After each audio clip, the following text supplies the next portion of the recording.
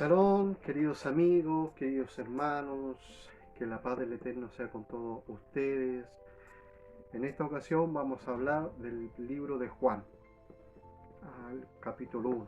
Hablaremos de la luz del mundo, cómo se hizo el verbo logo en el griego, dabar en el hebreo, la palabra entre nosotros que vino al mundo, nos vino a dar paz, nos vino a dar libertad y que por medio de él hoy día somos salvos por medio de la sangre de nuestra Madre Yeshua. Así que mostraremos varios capítulos de la Biblia donde confirmaremos quién es realmente nuestro Mesías, como la luz del mundo. Y lo veremos en el Génesis y algunos pasajes más. Pero primero hablaremos de Juan. ¿Quién es Juan? Juan fue un discípulo de nuestro amado Yeshua, Jesús. Fue el amado de Yeshua. Fue el amado. Y como es el amado, yo recomiendo personalmente que ustedes lean el libro completo de Juan, que no son muchos capítulos, son 21 capítulos, pero son profundos. ¿Por qué? Porque él habla de una forma más cercana a cómo Yeshua, y como era cercano, cómo ve a él a Yeshua. Él muestra a Yeshua desde una perspectiva muy diferente a como lo hace Mateo, Lucas y Marcos. Pero él, como fue el que estaba, se decía, en el hombro de Yeshua, conoce más a profundidad los sentimientos y el carácter de nuestro Mesías. Y ahí lo podemos ver en una ocasión cuando Pedro ve recostado en los hombros a Juan, en los hombros a nuestro Yeshua, a nuestro Jesús. Y aquí lo vemos en Juan 21:21, donde dice, cuando Pedro le vio, dijo al Señor, ¿y qué de este? Yeshua le dijo, si quiero que él quede hasta que yo venga aquí a ti, sígueme. Aquí vemos como Yeshua, el acercamiento que tenía Juan, Yohanan en el hebreo, con Juan, el apego que tenían sentimentalmente. Entonces, por eso vamos a hablar de este capítulo en específico, Juan, la luz del mundo, como lo he titulado yo en este estudio, en esta enseñanza que vamos a dar en este momento, la luz del mundo, nuestro amado Yeshua, nuestro amado Jesús, Yeshua, el Salvador del mundo. En Juan capítulo 1 dice, en el principio era el verbo. Lo voy a leer tal como lo dice la Reina Valera del año 1960. Después lo voy a interpretar de una perspectiva hebrea. ¿Ok? Vamos a leerlo así de esta manera. En el principio era el verbo, y el verbo era con Dios, y el verbo era Dios. Este era en el principio con Dios. ¿Ok? El verbo. ¿Ok? ¿Qué es lo que es el verbo? Cuando nosotros leemos comúnmente el verbo, para nosotros no es nada, no significa nada. Bueno, en el griego significa logos. O sea, la palabra griega es logos. Pero en el hebreo, que es el hebreo puro, que es el hebreo original, que es lo que habló nuestro amado Mesías, nuestro Jesús, nuestro Yeshua en el hebreo, él habló en el idioma que todo judío hablaba en aquel entonces, que nuestro amado Mesías, Yeshua, hablaba. Entonces hay que entender todo esto de una perspectiva mente hebrea, de una mente hebrea. Porque si nos vamos al griego, nos vamos a descarriar, nos vamos a ir a los dioses paganos y vamos a entender toda una mentalidad totalmente equivocada. Y no estamos para eso, estamos para hablar la verdad, Dabar en el hebreo es verdad. Perdón, dabar en el hebreo es palabra. Estamos para hablar emet, hermano. Emet en el hebreo es verdad. Entonces vamos a hablar, vamos a traducir esta palabra. Cuando dice verbo, vamos a decirlo en su idioma original, que es dabar. Y dabar en el hebreo es palabra. Entonces dice en el principio era la palabra. Y la palabra era con Dios. Y la palabra era Dios. Este era en el principio. Ok, ok. Cuando vemos a Dios, cuando Dios dice algo, está fluyendo una acción en movimiento, una acción en cadena.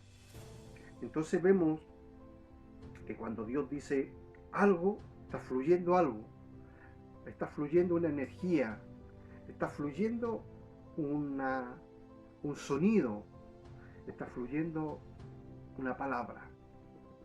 Entonces aquí vemos que dice, en el principio era la palabra, y la palabra era con Dios. O sea, la palabra era con Dios. Y la palabra era Dios. ¿Cómo lo entendemos? Fácil. Dios, esto es solamente un ejemplo. Padre, esto es solamente un ejemplo. Vamos a hacer la situación que yo soy Dios.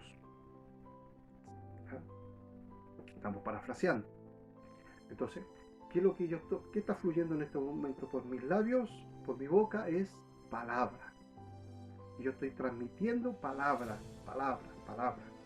Hay una acción y un movimiento. ¿Cuál es la acción? Que abro mi boca, está fluyendo el movimiento, que es la palabra. Ok. Entonces, ¿qué es lo que vemos aquí? Y la palabra y yo somos uno, porque yo estoy fluyendo y mi palabra es lo que sale de mí y soy yo. Ok. Entonces, aquí vemos a Dios como Él en el principio era la palabra era con Dios y la palabra era Dios. Este era en el principio, con Dios. Todas las cosas por Él fueron hechas y sin Él nada de lo que ha sido hecho fue hecho. En Él estaba la vida y la vida era la luz de los hombres. Ok, aquí vamos a otra enseñanza más.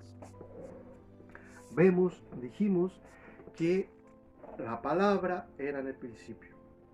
Vemos una acción en movimiento. ¿Ok? Esto se llama física. Acción en movimiento. Entonces vemos que ahora ocurre algo más. ¿Cuál fue eso? Dice que todas las cosas por Él fueron hechas, por la palabra. Y sin Él nada de lo que ha sido hecho fue hecho. En Él estaba la vida y la vida era la luz de los hombres. Ok. Para eso voy a invitarlo que abramos nuestras Biblias en el libro de Génesis, capítulo 1, versículo 3.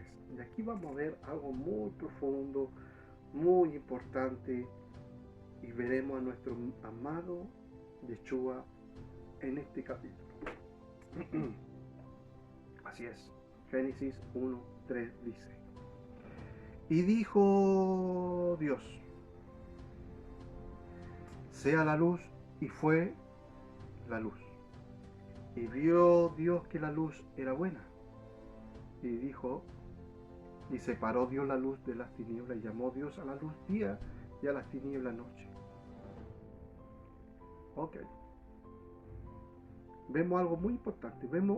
Dijimos que cuando yo digo algo, estoy poniéndome yo un ejemplo, cuando yo digo algo, mi acción forma un movimiento. Mi palabra, mi voz, empieza a haber una acción en movimiento, fluye.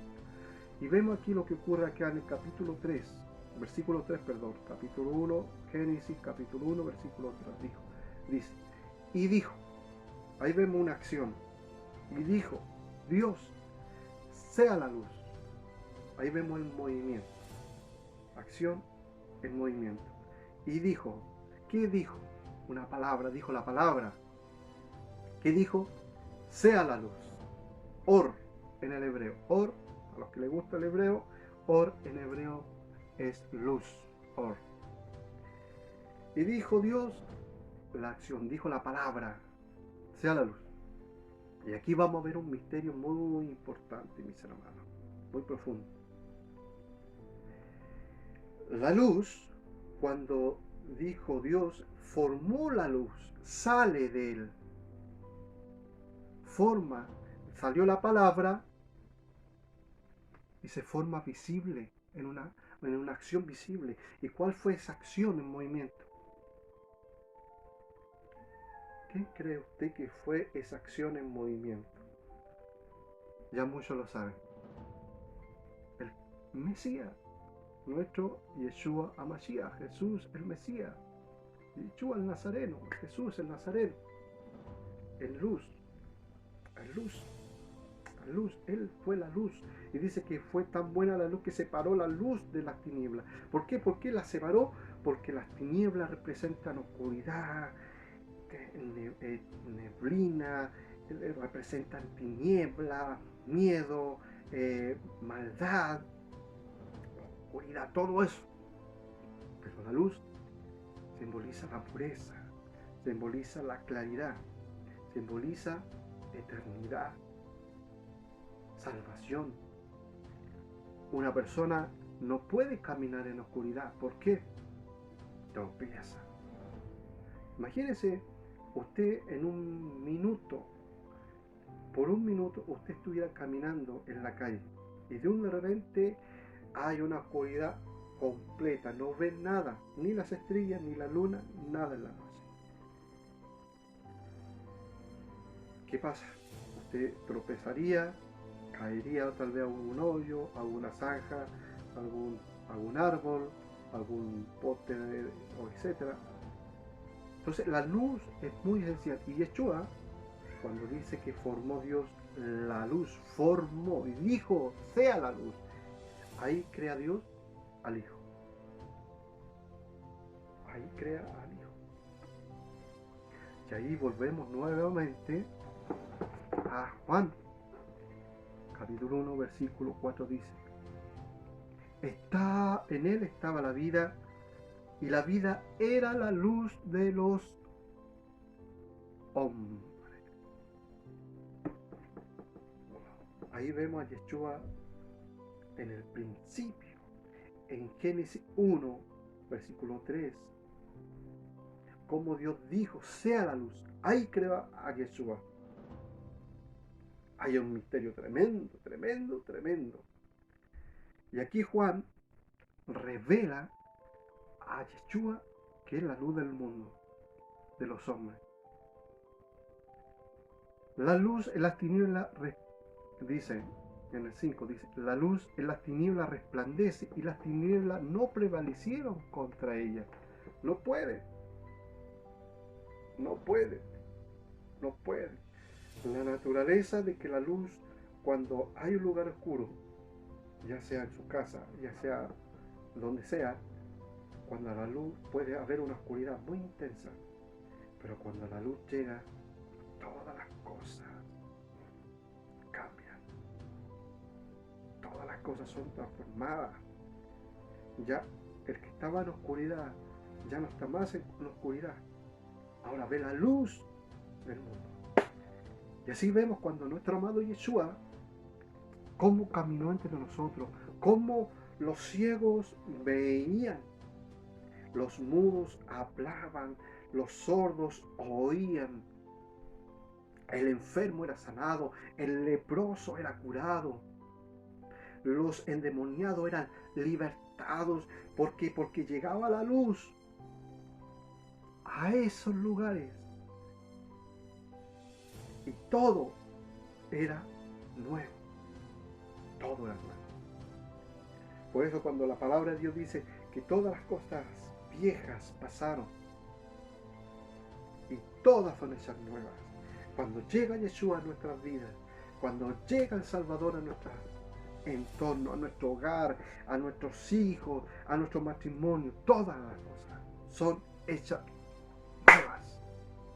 nuevas, porque la luz resplandece en medio de la oscuridad, en medio de las tinieblas, y las tinieblas tienen que retroceder.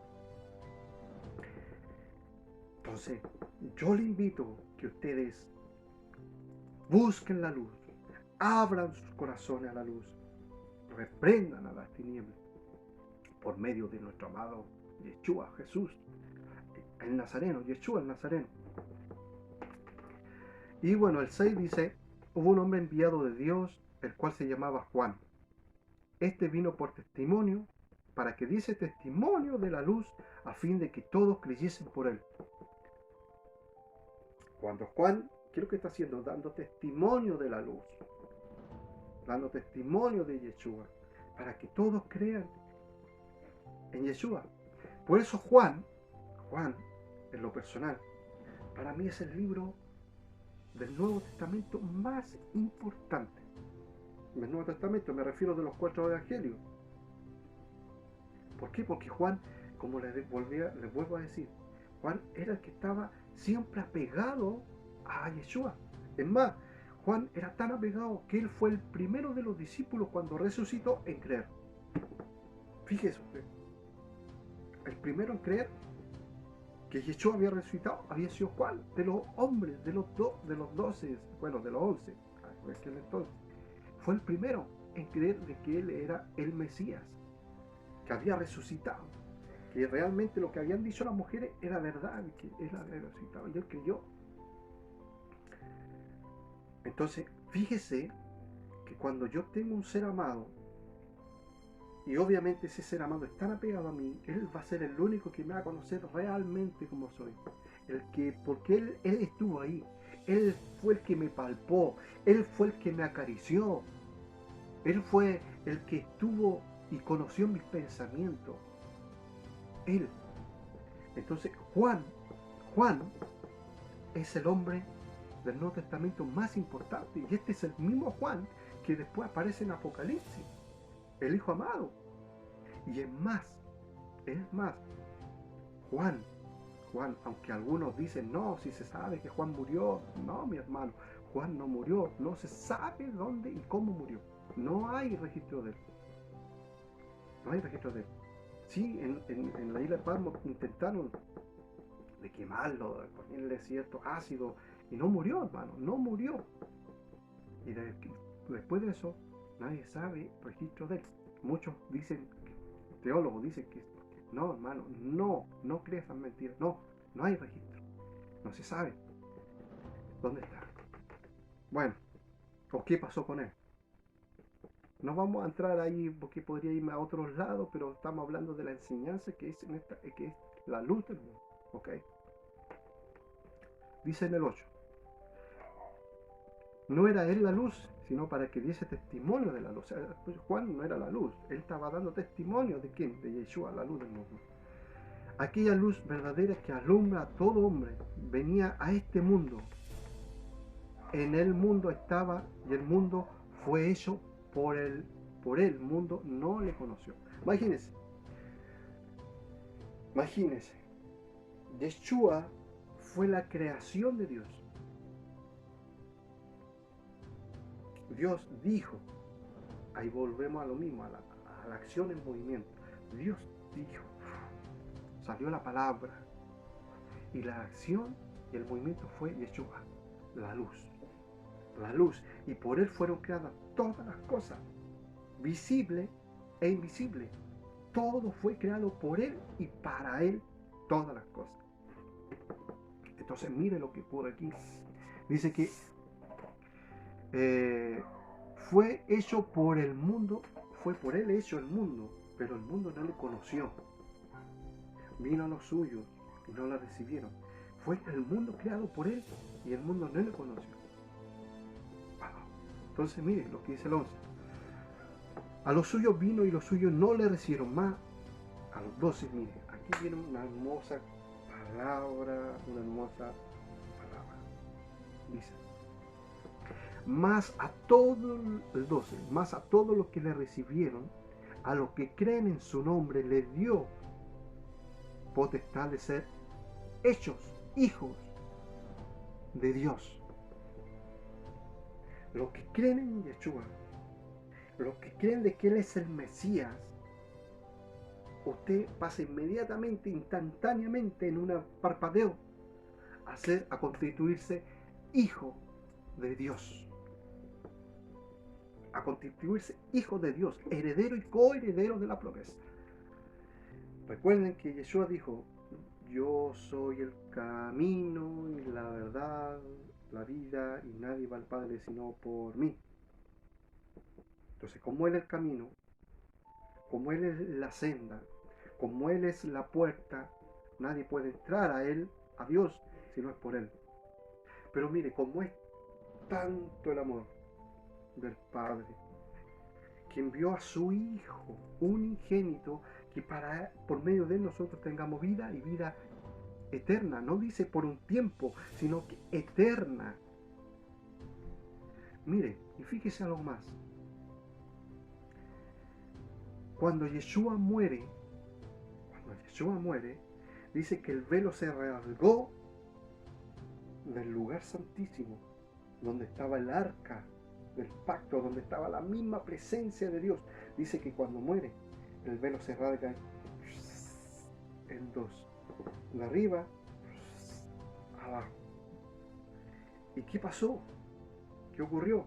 Que en ese momento, al quedar el velo abierto, quedó descubierto el lugar santísimo, donde estaba la misma presencia de Dios, donde el sacerdote tenía que entrar una vez al año y tenía que entrar con una campanita, porque si esta dejaba de tocar, significa que el sacerdote no estuvo totalmente puro, no se consagró lo suficiente, y este muere instantáneamente. Entonces, al dejar de tocar la campanita que iba en el borde del Cohen, del sumo sacerdote, los que estaban afuera tenían que tirar la cuerda, y por tanto cuando saliese, allí recién podían sacar al sacerdote vivo, o sea, muerto, prácticamente salía muerto.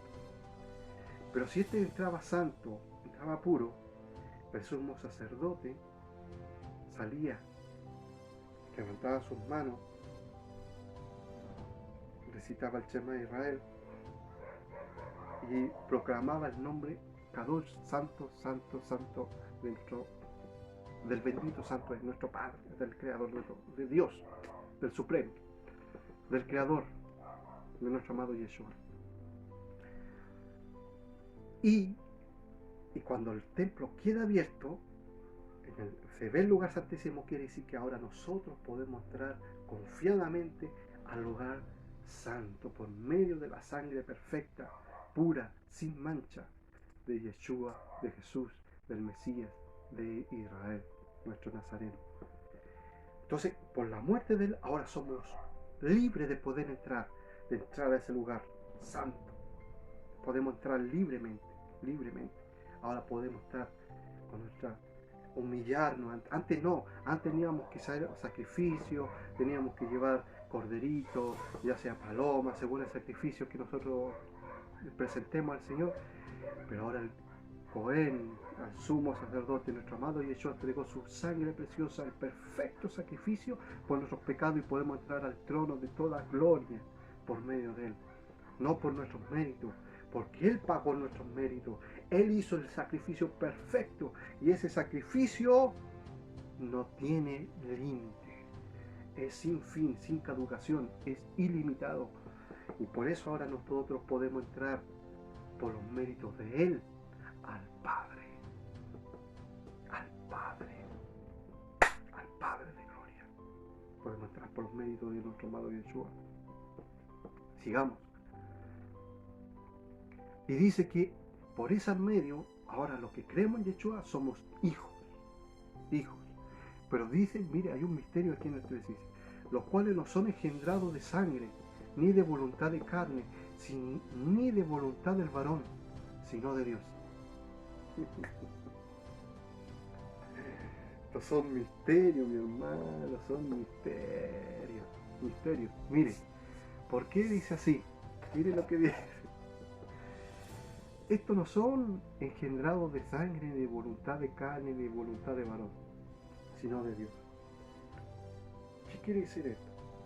Que cuando Dios envía al hombre o a la mujer a esta tierra, ellos ya son engendrados por voluntad de Dios. Fíjese, no son engendrados porque la mamá o el papá se le ocurrió, o no, usted fue engendrado por voluntad de Dios y ya lo constituyó hijo de Dios desde antes de la creación del mundo. O sea, Dios ya tenía predestinado todas las cosas. ¿Se da cuenta? Mire, lo voy a volver a leer, mi hermano, por si usted no lo entendió. Dice, los cuales no son engendrados de sangre, ni de voluntad de carne. Lo que decía, ¿ves? No fue porque la mamá o el papá se le ocurrió, no. ni de voluntad del varón, sino de Dios.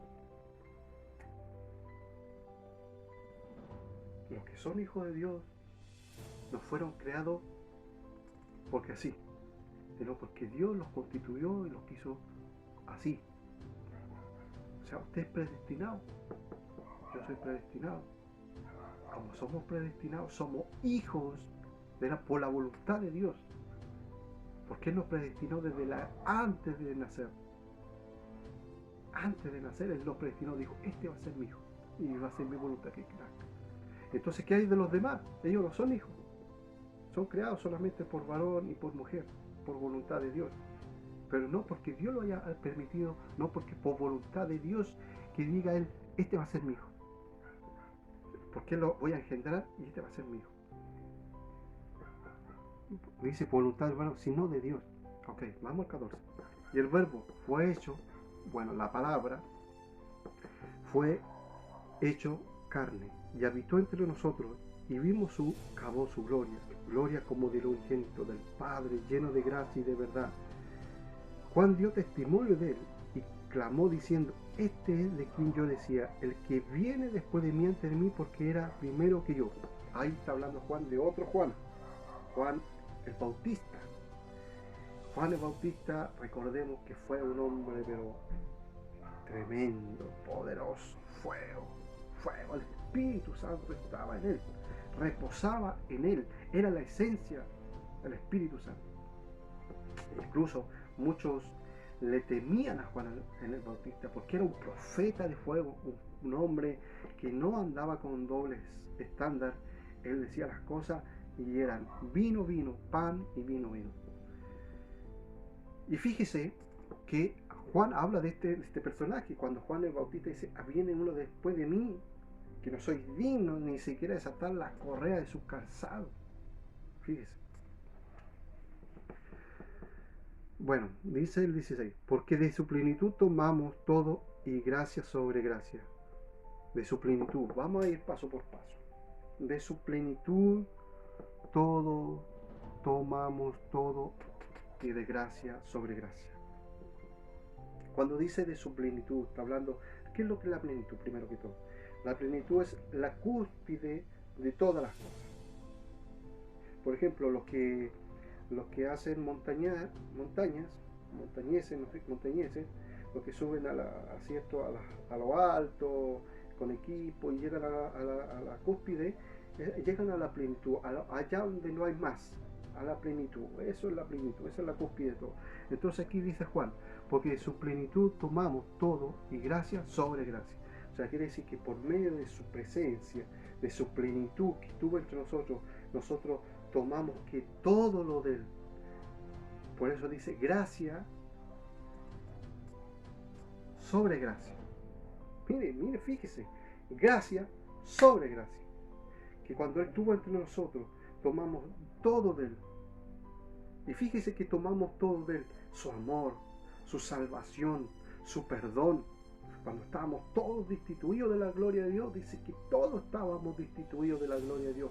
Pero por medio de su gracia, por medio de su plenitud, tomamos gracia sobre gracia, su perdón, su amor, su misericordia, que por medio de él ahora entramos al Padre libremente. Y más aún, no solo llegó hasta ahí, sino que sobre gracia quiere decir que por medio de él ahora podemos ser salvos y estar para siempre junto a él. Gracia sobre gracias. El 17. Pues la ley, voy a traducirlo al hebreo, porque como le dije, tenemos que ver todo esto por una mentalidad judía, hebrea, porque Yeshua caminó como judío, vivió como judío, comió como judío y murió como judío. Y su mentalidad era judía. Entonces vamos a ver todo cuando salgámonos del romanismo, del griego romano, y vámonos al judío, a la mentalidad judía. Entonces yo voy a leer todo lo que voy a leer, siempre lo voy a leer siempre, en todas mis enseñanzas van a ser en hebreo, judía. Dice, 17, pues la Torá por medio de Moisés fue dada, pero la gracia y la verdad vinieron por medio de Yeshua HaMashiach, Jesucristo. A Dios nadie le dio jamás. El unigénito Hijo que está en el seno del Padre, Él le ha dado a conocer. Ok, vamos a citar algunos versículos de la Biblia. Juan, capítulo 8, aquí, 12, dice, a volver a confirmar lo que Yeshua dijo, que Yeshua mismo lo dijo. Otra vez Yeshua le habló diciendo, yo soy la luz del mundo. El que en mí sigue no andará en tinieblas, sino que tendrá la luz de la vida. Volvemos a Génesis 1:3, y dijo Dios, sea la luz. Y tuvimos la luz entre nosotros. Y la luz estará en nosotros si creemos en Él, si creemos de que Él es el Mesías. Entonces dice, voy a volver a leer, otra vez Yeshua le habló diciendo, yo soy la luz del mundo, el que me sigue no andará en tinieblas, sino que tendrá la luz de la vida. Amén, la luz de la vida, Él es la luz. Ahora, en este capítulo 18, versículo 18, perdón, capítulo 1, para no enredarnos, Juan capítulo 1, versículo 18, dice, a Dios nadie le vio jamás, el unigénito Hijo que está en el seno del Padre, Él le ha dado a conocer. Okay. A Dios nadie ha visto jamás. En uno de estos días voy a dar esa enseñanza de la omnipresencia de Dios, omnipotencia de Dios, el Dios que nunca nadie ha visto. Pero ahora voy a dar un pequeño pincelazo de este versículo. A Dios nadie lo ha visto jamás. Entonces, ¿qué vamos a ver? ¿Qué pasa con Moisés? Si hay una parte de la Biblia donde dice que Moisés hablaba con él cara a cara. Entonces vamos a confirmar eso, si realmente fue así o no. ¿Ok?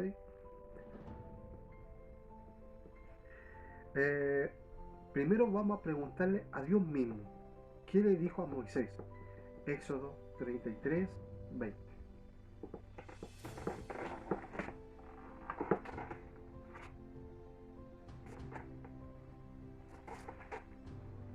Éxodo 33. Éxodo 33, 20. Fíjese lo que el Padre le dice a Yeshua, a Moisés. Se me cruzan los nombres de Dios.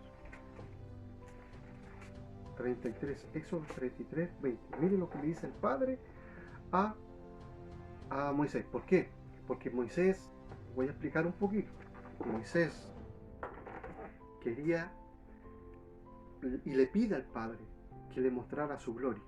Y el Padre le dice, mira, vas a ver mi gloria, pero no me vas a ver plenamente, sino que voy a poner mi mano y vas a ver mis palmas. Bueno, vamos a lo que dice Éxodo 33, 20. Dijo más, no podrás ver mi rostro. ¿Qué dijo? ¿Qué le dijo Dios a Moisés? No podrás ver mi rostro, porque no verá hombre y vivirá. ¿Ok? Entonces vemos que Moisés no vio el rostro de Dios. Y cuando dice que Dios habló cara a cara con Moisés, está haciendo una metáfora, o parafraseando, no sé cómo lo dirán en su país, de cómo él se dirigía a Moisés. A Moisés. Se dirigía a él. Ahora vamos a verlo cómo se dirigió a él. Vamos a Deuteronomio 4, 12. Deuteronomio 4:12 dice, y habló el Señor con vosotros desde en medio del fuego, oísteis la voz de su palabra, mas a excepción de oír la voz, ninguna figura visteis. Ok, no vio figura. Moisés nunca vio al Eterno así literalmente, porque la palabra del Eterno no se puede tomar literalmente. No puede tomarlo usted literalmente. Si usted lo toma literalmente, como lo hacen los romanos, usted va a estar totalmente perdido en los dioses que ellos tienen, o que tenían, y que todavía tienen por mano. Ellos todavía hacen esas cosas. Entonces Dios, cuando se presenta a Moisés, se presenta en la zarza, en fuego. Y por medio del fuego le habló. Ahora, entonces, ¿qué pasó con eso cuando él vio la espalda? Al que vio realmente fue a su hijo, a Yeshua, a la luz del mundo. A la luz del mundo. Di un estudio hace unos días atrás que se llama El secreto del Ejad. Ejad en el hebreo es uno, el secreto del omnipotente, el secreto del Ejad. Y ahí explico este mismo tema, donde explico más detalladamente cómo Dios tenía escondido a Yeshua incluso de los ángeles. Que los ángeles, Satanás, y ahí lo cité en un versículo de Mateo 4, cuando Satanás le dijo 2 veces la misma pregunta: si eres hijo de Dios, para que le confirmara si realmente él era, ¿no? Convierte las piedras en pan. Después, si eres el hijo de Dios, tírate lo llevó al lugar alto del pináculo del templo y mandará a sus ángeles probándolo, porque tampoco él tuvo que esperar 30 años a Satán que Yeshua pudiera cumplir su momento oportuno de la misión para hablar de la palabra de Dios, para hacerle esta pregunta: si realmente él era o no era el hijo de Dios. ¿Por qué? Porque cuando él estuvo en los chamaín, en los cielos, él estuvo ahí, pero nunca se imaginó que estaba Yeshua ahí filtrado. Y ahí lo vemos en muchos versículos de la Biblia, donde se presenta como el ángel del Señor. Y cuando habla del ángel del Señor, se habla como que fue alguien más, alguien especial. Ahora, eso lo confundamos como lo hacen los testigos de Jehová, que ellos dicen que fue un ángel. No es así. Yeshua estaba disfrazado, estaba escondido, y era porque él no era su momento de ser revelado todavía a los ángeles, ni siquiera a los hombres. ¿Y cuándo se reveló él? Cuando vino entre nosotros. Oro, bendiciones, reliquia, esto es misterio. Misterios que escondió de los grandes sabios y entendió para revelársela a los pequeños. Ok, volvemos a Juan. Dice: a Dios nadie le vio jamás. El unigénito Hijo que está en el seno del Padre, Él le ha dado a conocer. El Padre da a conocer al Hijo en secretos, en códigos secretos. ¿Por qué digo código secreto? Porque cuando dije, como vuelvo a repetir, Génesis capítulo 1, versículo 3, dijo: y dijo sea la luz, código, un código secreto ahí, luz. Y dijo sea la luz, y separó la luz de las tinieblas. O sea, quiere decir que lo hizo apartado. Y así el Eterno quiere que nosotros seamos apartados, seamos luz y no escondamos. Dice, Yeshua dijo: ¿podrá la luz ser escondida debajo de un almud, o debajo de una cobija, o debajo de una cama? No, la luz tiene que estar en alto, y esta tiene que resplandecer en medio de la oscuridad. ¿Por qué? Porque hay muchos que tienen necesidad. Y Yeshua, cuando estuvo en medio de nosotros, Él resplandeció dice, y su luz alumbró a los gentiles. Estuvo allí, alumbrando en medio de las tinieblas, en medio de la oscuridad. Cuando el Garadeno, el endemoniado, lo ve, le dice: ¿qué tienes tú, hijo del Altísimo, que vienes a atormentarnos ante tiempo? Porque cuando lo vio la luz, y cuando la luz llega, las tinieblas tienen que huir, tienen que disiparse. Es la naturaleza, y así lo estipuló Dios, y así tiene que ser. Me alegro, para mí es una bendición de poder compartir esta enseñanza, esta palabra poderosa de Dios, de Juan. Juan fue un hombre de Dios, un discípulo de Dios, el hijo, el discípulo amado que se recostaba en el costado de Yeshua. Ahí siempre estuvo con él. El primero que creyó a las mujeres cuando fueron ellas a decir que Yeshua había nacido. El primer discípulo que creyó fue él. Seamos como Juan, seamos como el hijo amado, como el discípulo amado, como el talmid en el hebreo es discípulo amado a Yeshua. Creámosle y seamos luz en medio de las tinieblas. Que tu luz ha llegado. Que la paz del Eterno sea con todos vosotros. Que reine su luz en su vida, en su hogar, en su matrimonio, en sus hijos, en su salud. Que reine y que gobierne Él en su vida. Este es mi deseo. Me despido de ustedes con cariño y amor, y que la paz del Eterno esté con ustedes. En el nombre de nuestro amado Mesías, nuestro Yeshua, Jesús, Yeshua de Nazaret, reine con ustedes y que esté siempre en vuestras vidas. Shalom, shalom, shalom.